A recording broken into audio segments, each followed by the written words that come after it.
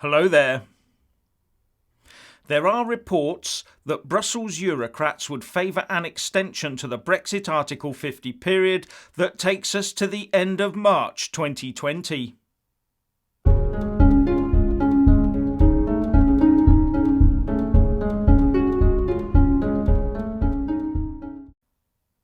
While our UK Remainer establishment has put in place a law to try and force the Prime Minister Boris Johnson to ask for and then immediately accept an extension of Brexit until the end of January, it seems that 3-month period might not be long enough a delay for Brussels.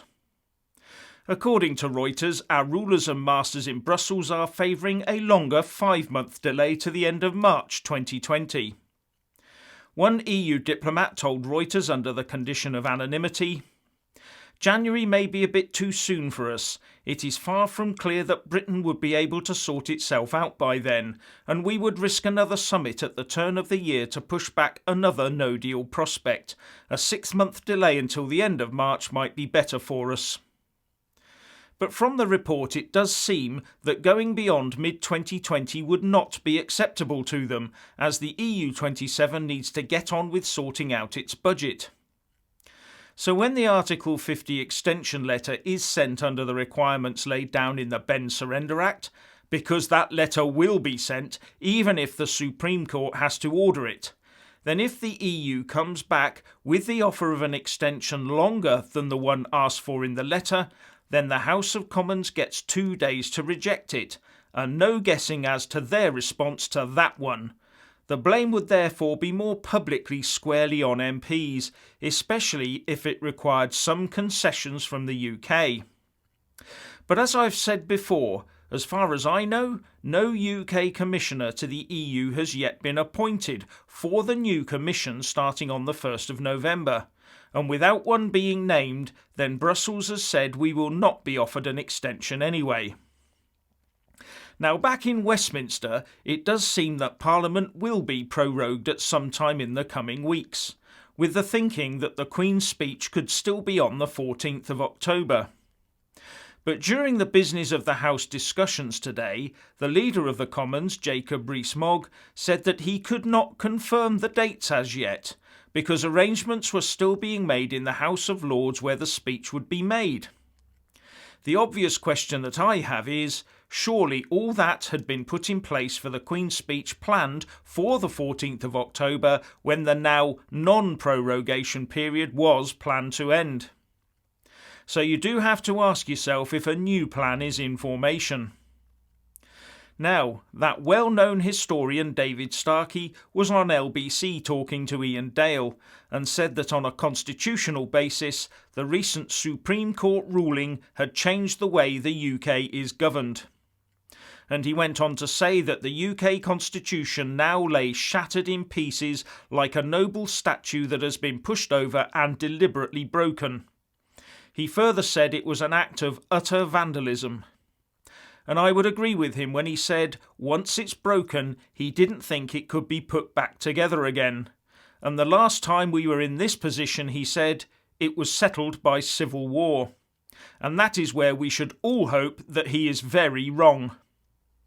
But one point to make, and you may not like to hear it, but the people to blame here are those that voted for this current crop of MPs to sit and stir the pot in our currently zombified Parliament. Maybe as voters we all need to take our own responsibilities a bit more seriously and look further into the character and true beliefs that our political candidates have, rather than believing in a lying piece of paper called a party manifesto or just making sure they're wearing the right coloured rosette. Now this morning I pointed out that it was now too late to hold a general election before Brexit Day. And Labour MP and Shadow Justice Secretary Richard Bergen was extremely keen to jump up on a point of order and make that exact point in Parliament today, saying that should a general election be called now, the first date on which it could be held would be Tuesday the 5th of November, something he'd had confirmed by the House of Commons Library. Now there's a good date for a general election, November the 5th. Anyway, he asked the Speaker to confirm this, which John Bercow was very happy to do. This point of order by Bergen was, of course, to try and justify his party not agreeing to a general election or a no-confidence motion right now. But that, of course, did not apply when they were twice offered a general election prior to the now non-prorogation period. And MPs have, of course, today voted by 306 votes to 289 against adjourning until next Thursday for the remaining days of the party conference season, or should I say, for the Tory party conference. But on a lighter note, one of the SNP MPs asked if it would be possible, when debating in the House of Commons, if it could be made a rule for MPs to only refer to Acts of Parliament by their proper name, not by more pejorative or combative names like Surrender Act. He was obviously referring to the statement made in the House of Commons by the Prime Minister last night when Boris called the Ben Surrender Act the Surrender Act.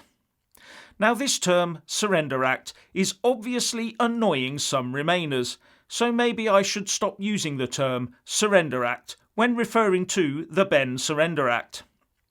Anyway, when answering this question about the Ben Surrender Act, the leader of the House of Commons, Jacob Rees-Mogg, quite rightly said it was important not to mix robust debate, which reference to the Surrender Act was, not to mix it up with more serious actions. And he added that he personally was anyway quite happy with the term Surrender Act. While Tory MP Adam Afriyie tweeted, "OK, decision made. I'll continue to call it the Surrender Act because it seeks to force our PM to agree to the demands of a foreign power or keep the UK in submission to the EU by blocking the people's vote of 2016.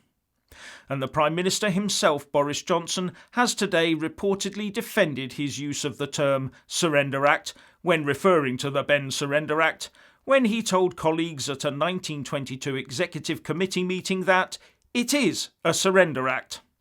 So there you have it. Using the term Surrender Act when referring to the Ben Surrender Act is very acceptable, and not just because it annoys Remainers. Anyway, what do you think? Please share and comment, and thank you for watching. Please do like and share this video, and also subscribe to my channel. And when subscribing, please do remember to press on the little bell next to the subscribe button. That way you'll get an alert every single time I put up a new video. And thank you very much for watching.